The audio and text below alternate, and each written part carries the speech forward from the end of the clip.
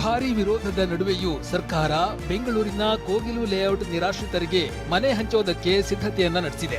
ಮೊದಲ ಹಂತದಲ್ಲಿ 26 ಕುಟುಂಬಗಳಿಗೆ ಹೊಸ ಮನೆ ಭಾಗ್ಯ ಸಿಗಲಿದೆ. ಅಧಿಕಾರಿಗಳು ಈಗಾಗಲೇ 26 ಜನರ ದಾಖಲೆ ಪರಿಶೀಲನೆಯನ್ನ ಮುಗಿಸಿದ್ದಾರೆ ಎನ್ನಲಾಗಿದೆ. ಇನ್ನು ಅರ್ಜಿ ಹಾಕಿದ ಎಲ್ಲರಿಗೂ ಮನೆಯನ್ನ ಕೊಡೋದಿಲ್ಲ, ಹೊರಗಿನವರಿಗಂತೂ ಮನೆ ಕೊಡೋದೇ ಇಲ್ಲ ಅಂತ ವಸತಿ ಸಚಿವ ಜಮೀರ್ ಅಹಮದ್ ಸ್ಪಷ್ಟವಾಗಿ ಹೇಳಿದ್ದಾರೆ. ಟೋಟಲ್ 261 ಮನೆಯಲ್ಲಿ 161 ಮನೆಗಳು ಡೆಮಾಲಿಷ್ ಆಗಿದೆ. ಅಪ್ಲಿಕೇಶನ್ಗಳು ಜಾಸ್ತಿ ಬಂದಿದೆ. ಅಪ್ಲಿಕೇಶನ್ ಹಾಕೋರಿಗೆಲ್ಲ ಮನೆ ಕೊಡೋಕ್ಕಾಗಲ್ಲ. ಯಾರು ಡೆಮಾಲಿಷ್ ಮಾಡಿದ್ದಾರೆ ಅವ್ರಿಗೆ ಕನ್ಸಿಡರ್ ಮಾಡಬೇಕಂತ ತೀರ್ಮಾನ ಮಾಡಿದ್ದಾರೆ ಮನೆ ಮುಖ್ಯಮಂತ್ರಿಗಳು. 26 ಮನೆಗಳನ್ನ ಕೊಡೋದಕ್ಕೆ ಸರ್ಕಾರ ಪಾಲನೆ ಮಾಡಿರುವ ಮಾನದಂಡದ ಅಂಶಗಳು ಇಲ್ಲಿವೆ. ಕಾಲೋನಿಯಲ್ಲಿ 5 ವರ್ಷಗಳಿಂದ ವಾಸವಾಗಿರಬೇಕು. ರಾಜ್ಯದ ಬೇರೆ ಭಾಗದಿಂದ ಬಂದು ಬೆಂಗಳೂರಿನಲ್ಲಿಯೇ ನೆಲೆಸಿರಬೇಕು. ಭಾಷೆ ಬೇರೆಯಾಗಿದ್ರೂ ಕರ್ನಾಟಕದವರೇ ಆಗಿರಬೇಕು. ಒಂದೇ ಕುಟುಂಬ ಒಂದಕ್ಕಿಂತ ಹೆಚ್ಚಿನ ಅರ್ಜಿಯನ್ನ ಸಲ್ಲಿಸಿದಲ್ಲಿ ರೇಷನ್ ಕಾರ್ಡ್ ಪರಿಗಣಿಸಲಾಗಿದೆ. ಹಾಗೆಯೇ ವೋಟರ್ ಐಡಿ, ರೇಷನ್ ಕಾರ್ಡ್, ಮಕ್ಕಳ ಶಾಲಾ ದಾಖಲಾತಿ ಪತ್ರಕ್ಕೂ ಆದ್ಯತೆಯನ್ನ ಕೊಟ್ಟು ಪರಿಶೀಲಿಸಲಾಗ್ತಿದೆ. ಇನ್ನು ಒಂದು ಹಂತದ ಪರಿಶೀಲನೆ ಮುಗಿದಿದೆ. ಪೊಲೀಸ್ ವೆರಿಫಿಕೇಶನ್ ಆಗ್ತಾ ಇದೆ. ಎಲ್ಲಾ ಪರಿಶೀಲನೆ ಮುಗಿದ ಬಳಿಕ ಮನೆಯನ್ನ ಹಂಚಲಾಗುತ್ತೆ ಅಂತ ಸಚಿವ ಕೃಷ್ಣ ಬೈರೇಗೌಡ ಹೇಳಿದ್ದಾರೆ. ಯಾರು ಅರ್ಹರಿದ್ದಾರೆ ಅನ್ನೋದನ್ನ ಪರಿಶೀಲನೆ ನಡೆಸಿದ್ದಾರೆ. ಪರಿಶೀಲನೆ ಇನ್ನೂ ಕೂಡ ನಡೆದಿದೆ. ಪರಿಶೀಲನೆ ಮುಗಿದ ನಂತರ ನಾವು ಮೊದಲನೇ ಪಟ್ಟಿ ಪೂರ್ತಿ ಪರಿಶೀಲನೆ ಮಾಡೋದಕ್ಕೆ ಸಮಯ ಆಗುತ್ತೆ. ಆದರೆ ಮೊದಲನೇ ಪಟ್ಟಿಯನ್ನು ಆದಷ್ಟು ಬೇಗ ಕೆಲವರಿಗೆ ಯಾರು ಅರ್ಹರಿದ್ದಾರೆ ಅವರಿಗೆ ಪರ್ಯಾಯ ವಸತಿ ವ್ಯವಸ್ಥೆಗೆ ಮಾಡಿಕೊಡ್ಬೇಕು ಅಂತ ನಾವು ಹೇಳಿದ್ದೇವೆ. ಕೋಗಿಲು ಲೇಔಟ್ನಲ್ಲಿ ಬಾಂಗ್ಲಾದೇಶಿಗರು ಇದ್ದಾರೆಂದು ಆರೋಪಿಸಿದ್ದ ಬಿಜೆಪಿಗೆ ರಾಜ್ಯ ಸರ್ಕಾರ ಅಂಕಿಅಂಶಗಳ ಸಮೇತ ತಿರುಗೇಟು ನೀಡಿದೆ. ಕೋಗಿಲು ಕ್ರಾಸ್ನಲ್ಲಿ ಸರ್ವೆ ನಡೆಸಿರುವ ಅಧಿಕಾರಿಗಳ ತಂಡ ಯಾವ ಭಾಷಿಕರು ಎಷ್ಟು ಮಂದಿ ಇದ್ದಾರೆ ಅನ್ನೋ ವರದಿಯನ್ನ ಸರ್ಕಾರಕ್ಕೆ ಸಲ್ಲಿಕೆ ಮಾಡಿದೆ. ಫಕೀರ್ ಕಾಲೋನಿ ಮತ್ತು ಬಸೀಂ ಲೇಔಟ್ನಲ್ಲಿ ಒಟ್ಟು 239 ಕುಟುಂಬಗಳು ವಾಸ ಮಾಡುತ್ತಿವೆ. ಮರಾಠಿ, ತಮಿಳು, ಉರ್ದು, ಹಿಂದಿ ಸೇರಿದಂತೆ ಕನ್ನಡಿಗರು ವಾಸ ಮಾಡುತ್ತಿದ್ದಾರೆಂದು ವರದಿಯಲ್ಲಿ ಉಲ್ಲೇಖಿಸಲಾಗಿದೆ. ಅಧಿಕಾರಿಗಳು ನೀಡಿರುವ ಸರ್ವೆ ವರದಿ ಪ್ರಕಾರ ಕೋಗಿಲು ಲೇಔಟ್ನಲ್ಲಿ 108 ಮಂದಿ ಕನ್ನಡ ಭಾಷಿಕರು ವಾಸವಿದ್ದಾರೆ. 103 ಮಂದಿ ಉರ್ದು ಭಾಷಿಕರು, 13 ಮಂದಿ ತಮಿಳು ಭಾಷಿಕರು, 11 ಮಂದಿ ಹಿಂದಿ ಭಾಷಿಕರು, 3 ಮಂದಿ ಮರಾಠಿ ಹಾಗೂ 3 ಮಂದಿ ತೆಲುಗು ಭಾಷಿಕರು ವಾಸವಿದ್ದಾರೆ.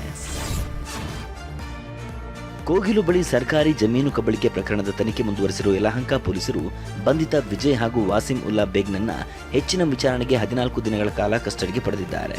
ಇನ್ನು ರಾಬಿನ್ ಹಾಗೂ ಮುನಿ ಅಂಜಿನಪ್ಪ ಹೆಸರಿನ ಆರೋಪಿಗಳಿಗಾಗಿ ಹುಡುಕಾಟ ನಡೆಸಿದ್ದಾರೆ. ಮಂಗಳವಾರ ಹಾಗೂ ಬುಧವಾರ ಒಟ್ಟು 20 ಅಕ್ರಮ ನಿವಾಸಿಗಳ ವಿಚಾರಣೆ ನಡೆಸಿರುವ ಪೊಲೀಸರು ವಸೀಂ ಹಾಗೂ ವಿಜಯ್ಗೆ ಕೊಟ್ಟ ಹಣದ ಬಗ್ಗೆ ವಿಚಾರಣೆ ನಡೆಸಿದ್ದಾರೆ.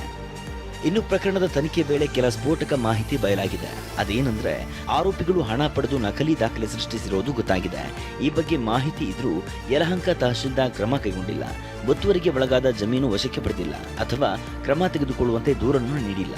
ಹೀಗಾಗಿ 2022ರಿಂದ 2025ರ ಅವಧಿಯಲ್ಲಿ ಕೆಲಸ ಮಾಡಿರುವ ತಹಶೀಲ್ದಾರರ ವಿಚಾರಣೆ ನಡೆಸೋ ಸಾಧ್ಯತೆ ಇದೆ. ಬೆಂಗಳೂರಿನಲ್ಲಿ ಜೆಸಿಬಿಗಳು ಮತ್ತೆ ಗರ್ಜಿಸಿವೆ. ನಾಗಾವಾರ ಬಳಿಯ ತಣಿಸಂದ್ರದ ಅಶ್ವತ್ಥನಗರದಲ್ಲಿ ಬಿಡಿಎ ಅಕ್ರಮ ಮನೆಗಳ ತೆರವು ಕಾರ್ಯಾಚರಣೆ ನಡೆಸಿದೆ. ಬೆಳಿಗ್ಗೆ 7 ಗಂಟೆಯಿಂದಲೇ ಕಾರ್ಯಾಚರಣೆ ಆರಂಭಿಸಿದ ಬಿಡಿಎ ಸುಮಾರು 60 ಮನೆಗಳನ್ನು ತೆರವು ಮಾಡಿದೆ. ಯಾವುದೇ ಮಾಹಿತಿ ನೀಡದೆ, ನೋಟಿಸ್ ನೀಡದೆ ಮನೆಗಳ ತೆರವು ಕಾರ್ಯಾಚರಣೆ ನಡೆಸಲಾಗಿದೆ ಅಂತ ಸ್ಥಳೀಯ ನಿವಾಸಿಗಳು ಆರೋಪಿಸಿದ್ದಾರೆ.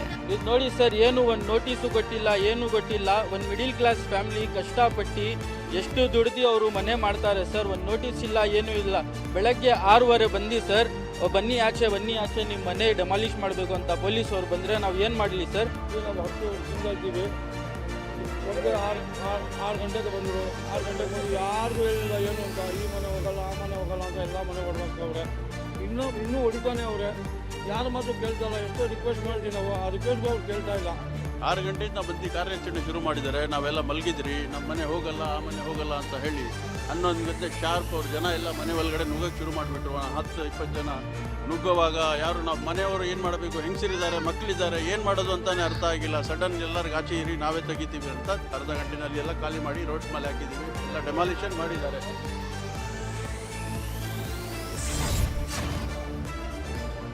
ರಾಜ್ಯ ಸಚಿವ ಸಂಪುಟ ಸಭೆಯಲ್ಲಿಂದು ಮಹತ್ವದ ನಿರ್ಧಾರ ಕೈಗೊಳ್ಳಲಾಗಿದೆ. ಆಸ್ತಿದಾರರ ದಶಕಗಳ ಕನಸನ್ನ ರಾಜ್ಯ ಸರ್ಕಾರ ನನಸು ಮಾಡಿದೆ. ಬೆಂಗಳೂರಿನಲ್ಲಿ 32 ಲಕ್ಷ ಬಿ ಖಾತಾದಾರರಿಗೆ ಎ ಖಾತಾ ನೀಡಲು ನಿರ್ಧರಿಸಿದ್ದ ಸರ್ಕಾರ ಇದೀಗ ರಾಜ್ಯಾದ್ಯಂತ ಎ ಖಾತಾ ನೀಡಲು ತೀರ್ಮಾನ ಕೈಗೊಂಡಿದೆ. ಇದರಿಂದ ರಾಜ್ಯಾದ್ಯಂತ ತಲೆ ಎತ್ತಿರುವ ಅಕ್ರಮ ಬಡಾವಣೆಗಳಲ್ಲಿರುವ ಸುಮಾರು 10 ಲಕ್ಷ ಬಿ ಖಾತಾ ಆಸ್ತಿಗಳಿಗೆ ಎ ಖಾತಾ ಮಾನ್ಯತೆ ಸಿಗಲಿದೆ. ರಾಜ್ಯಾದ್ಯಂತ ನಗರ, ಸ್ಥಳೀಯ ಮತ್ತು ಸಂಸ್ಥೆಗಳ ವ್ಯಾಪ್ತಿಯಲ್ಲಿ ನಗರ ಮತ್ತು ಗ್ರಾಮಾಂತರ ಪ್ರದೇಶದಲ್ಲಿ ಸಕ್ಷಮ ಪ್ರಾಧಿಕಾರದ ಅನುಮೋದನೆ ಪಡೆಯದೆ ಅನಧಿಕೃತವಾಗಿ ಬಡಾವಣೆ ನಿರ್ಮಾಣ ಮಾಡಿರುವವರಿಗೆ ಇದು ಅನ್ವಯಿಸಲಿದೆ. ಬಿ ಖಾತಾ ಇರುವ ನಿವೇಶನ, ಕಟ್ಟಡ, ಅಪಾರ್ಟ್ಮೆಂಟ್, ಫ್ಲಾಟ್ಗಳಿಗೆ ಸಕ್ಷಮ ಪ್ರಾಧಿಕಾರದಿಂದ ಅನುಮೋದನೆಗೊಳಪಟ್ಟು ಷರತ್ತಿನೊಂದಿಗೆ ಏಕಾತ ನೀಡಲು ಸಚಿವ ಸಂಪುಟ ಸಭೆಯಲ್ಲಿ ಅನುಮೋದನೆ ನೀಡಲಾಗಿದೆ. ಸಂಪುಟ ಸಭೆಯಲ್ಲಿ ಆಡಳಿತಾತ್ಮಕ ಅನುಮೋದನೆ ಸಿಕ್ಕಿದ್ದು, ಇದರಿಂದ ರಾಜ್ಯಾದ್ಯಂತ ಸುಮಾರು 10 ಲಕ್ಷ ಆಸ್ತಿಗಳಿಗೆ ಲಾಭವಾಗಲಿದೆ. ಕರ್ನಾಟಕ ರಾಜ್ಯ ಸರ್ಕಾರ ಸರ್ಕ್ಯುಲೇಷನ್ ಇಲ್ಲದ ನ್ಯಾಷನಲ್ ಹೆರಾಲ್ಡ್ ಪತ್ರಿಕೆಗೆ 1.9 ಕೋಟಿ ರೂಪಾಯಿಯ ಜಾಹೀರಾತು ನೀಡಿದೆ ಅಂತ ಬಿಜೆಪಿ ಆರೋಪಿಸಿದೆ. 2024-25ರಲ್ಲಿ 1 ಕೋಟಿ ರೂಪಾಯಿ ಜಾಹೀರಾತು ನೀಡಿರುವ ಎಕ್ಸ್ಕ್ಲೂಸಿವ್ ದಾಖಲೆ ಟಿವಿ9ಗೆ ಲಭ್ಯವಾಗಿದೆ. ನ್ಯಾಷನಲ್ ಹೆರಾಲ್ಡ್ ಪತ್ರಿಕೆಗೆ ಕರ್ನಾಟಕ ಸರ್ಕಾರದಿಂದ ಅತಿ ಹೆಚ್ಚು ಅಡ್ವರ್ಟೈಸ್ಮೆಂಟ್ ರೆವೆನ್ಯೂ ಸಿಕ್ಕಿದೆ. 1.9 crore was given to the National Herald during 23-24. National Herald ಪತ್ರಿಕೆಯಲ್ಲಿ ಭಾರಿ ದೊಡ್ಡ ಸರ್ಕ್ಯುಲೇಷನ್ ಇದೆ ಅಂತ ನನಗೇನು ಅನ್ನಿಸ್ತಾ ಇಲ್ಲ. ಆದರೆ ಅದಕ್ಕೆ ಕೊಡುವಂಥ ದುಡ್ಡು ನೋಡಿದರೆ ಒಂದು ರೀತಿಯಲ್ಲಿ ರಾಜ್ಯದ ಆ ಬೊಕ್ಕಸದಿಂದ ಕಾಂಗ್ರೆಸ್ ಪಾರ್ಟಿಯ ಪತ್ರಿಕೆಗೆ ಕೊಡುವಂಥ ಒಂದು ವ್ಯವಸ್ಥೆ ಆಗ್ತಾ ಇದೆ. ಇದು ಸರಿಯಲ್ಲ ಅಂತ ಹೇಳುವಂಥದ್ದನ್ನು ನಾವು ಖಡಾಖಂಡಿತವಾಗಿ ಹೇಳಲಿಕ್ಕೆ. ಈ ಸಂಬಂಧ ಪ್ರತಿಕ್ರಿಯೆ ನೀಡಿದ ಡಿಸಿಎಂ ಡಿಕೆ ಶಿವಕುಮಾರ್ ಎಲ್ಲ ಸರ್ಕಾರಗಳಿಗೆ ಯಾವ ಪೇಪರ್ಗಳಿಗೂ ಜಾಹೀರಾತು ಕೊಡುವ ಅಧಿಕಾರ ಇದೆ ಎಂದಿದ್ದಾರೆ. ಎಲ್ಲ ಸರ್ಕಾರಗಳಿಗೂ ಯಾವ ಪೇಪರ್ ಬೇಕಾದ್ರೂ ಕೊಡ್ಬೋದು ಅಂತ ಅಧಿಕಾರ ಇದೆ. ಆ ಪ್ರಕಾರ ಅವರು ಕೊಡ್ತಾ ಇದ್ದಾರೆ. ಬೇರೆ ಬೇರೆ ಸರ್ಕಾರ, ಬೇರೆ ರಾಜ್ಯವರು ಕೂಡ ಕರ್ನಾಟಕಕ್ಕೆ ಕೊಡ್ತಾ ಇದ್ದಾರೆ, ಬೇರೆ ಪೇಪರ್ಗಳು ಕೊಡ್ತಾ ಇದ್ದಾರೆ. ನಾವು ಅದನ್ನೆಲ್ಲ ಕ್ವಶನ್ ಮಾಡೋಕ್ಕಾಗ್ತದ? ಅವ್ರಿಗೆ ಅಧಿಕಾರ ಇದೆ, ಅವ್ರು ಕೊಡ್ತಾ ಇದ್ದಾರೆ. ಚುನಾವಣಾ ತಂತ್ರಗಳ ಬಗ್ಗೆ ಟಿಎಂಸಿಗೆ ಕೆಲಸ ಮಾಡ್ತಿದ್ದ ಐಪ್ಯಾಕ್ ಸಂಸ್ಥೆಯ ಮುಖ್ಯಸ್ಥ ಪ್ರತೀಕ್ ಜೈನ್ ಮನೆ ಸೇರಿ ಹಲವೆಡೆ ಇಡಿ ದಾಳಿ ನಡೆಸಿದೆ. ನಕಲಿ ಸರ್ಕಾರಿ ಕೆಲಸದ ಹಗರಣ ಸಂಬಂಧ ತನಿಖೆ ನಡೆಸುತ್ತಿರುವ ಇಡಿ ಪಶ್ಚಿಮ ಬಂಗಾಳ ಸೇರಿದಂತೆ ದೇಶದ 15 ಕಡೆ ಏಕಕಾಲಕ್ಕೆ ದಾಳಿ ನಡೆಸಿದೆ. ಇಡಿ ದಾಳಿ ವೇಳೆ ಸ್ಥಳಕ್ಕೆ ಆಗಮಿಸಿದ ಪಶ್ಚಿಮ ಬಂಗಾಳ ಮುಖ್ಯಮಂತ್ರಿ ಮಮತಾ ಬ್ಯಾನರ್ಜಿ ಕೇಂದ್ರ ಸರ್ಕಾರದ ವಿರುದ್ಧ ಕಿಡಿಕಾರಿದ್ದಾರೆ. ನಮ್ಮ ಪಕ್ಷದ ಹಾರ್ಡ್ ಡಿಸ್ಕ್ ಅಭ್ಯರ್ಥಿಗಳ ಪಟ್ಟಿ ಕದಿಯುವ ಉದ್ದೇಶದಿಂದ ಈ ದಾಳಿ ಮಾಡಲಾಗಿದೆ. ಚುನಾವಣಾ ತಂತ್ರದ ದಾಖಲೆ ಚೋರಿಗೆ ಇಡಿ ದಾಳಿ ನಡೆಸಲಾಗುತ್ತಿದೆ ಅಂತ ಆರೋಪಿಸಿದ್ದಾರೆ.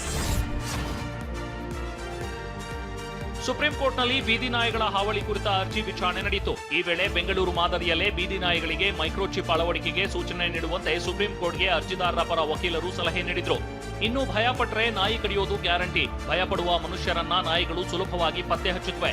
ಮನುಷ್ಯರಲ್ಲಿನ ಭಯದ ವಾಸನೆಯನ್ನ ಗ್ರಹಿಸಿ ನಾಯಿಗಳು ದಾಳಿ ಮಾಡುತ್ತವೆ ಅಂತ ಸುಪ್ರೀಂ ಕೋರ್ಟ್ ಅಭಿಪ್ರಾಯಪಟ್ಟಿದೆ. ತಮ್ಮ ವೈಯಕ್ತಿಕ ಅನುಭವದ ಆಧಾರದ ಮೇಲೆ ಪ್ರಾಣಿ ಸ್ವಭಾವದ ಬಗ್ಗೆ ನ್ಯಾಯಾಧೀಶರು ಈ ಮಾತುಗಳನ್ನಾಡಿದ್ದಾರೆ. ಶಾಸಕಿ ಭಾಗೀರಥಿ ಮುರುಳ್ಯ ಫೋಟೋ ಬಳಸಿ ಸಾಮಾಜಿಕ ಜಾಲತಾಣದಲ್ಲಿ ಶ್ರದ್ಧಾಂಜಲಿ ಪೋಸ್ಟ್ ಹಾಕಿದ್ದಾರೆ. ಈ ಪೋಸ್ಟ್ ಹಾಕಿದ ಬಿಲ್ಲವ ಸಂದೇಶ್ನನ್ನ ಬಂಧಿಸುವಂತೆ ಆಗ್ರಹಿಸಿ ದಕ್ಷಿಣ ಕನ್ನಡ ಜಿಲ್ಲಾ ಬಿಜೆಪಿ ಮಹಿಳಾ ಮೋರ್ಚಾ ದಕ್ಷಿಣ ಕನ್ನಡ ಎಸ್ಪಿಗೆ ದೂರು ಕೊಟ್ಟಿದೆ.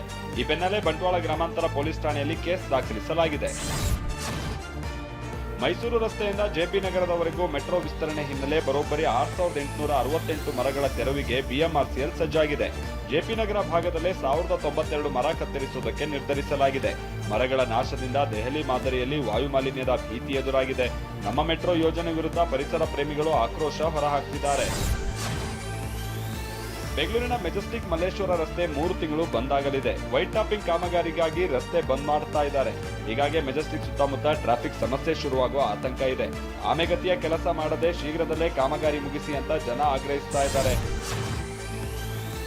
ಕೊಪ್ಪಳದ ಹನುಮ ಜನ್ಮಸ್ಥಳ ಅಂಜನಾದ್ರಿಯಲ್ಲಿ ಪತಿಯೋರ್ವ ತನ್ನ ಪತ್ನಿಯನ್ನ ಎತ್ಕೊಂಡು 575 ಮೆಟ್ಟಿಲು ಹತ್ತುವ ಮೂಲಕ ಭಕ್ತಿಯ ಪರಾಕಾಷ್ಠೆ ಮೆರೆದಿದ್ದಾನೆ.